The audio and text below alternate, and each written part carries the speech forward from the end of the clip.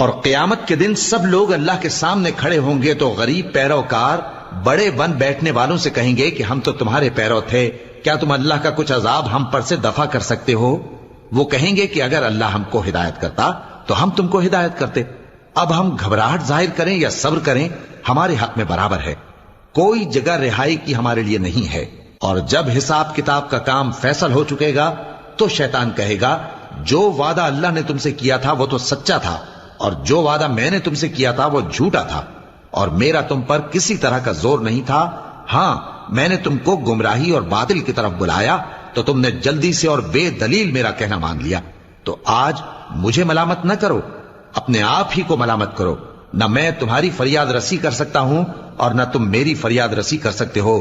میں اس بات سے انکار کرتا ہوں کہ تم پہلے مجھے شریک بناتے تھے۔ بے شک جو ظالم ہیں ان کے لیے درد دینے والا عذاب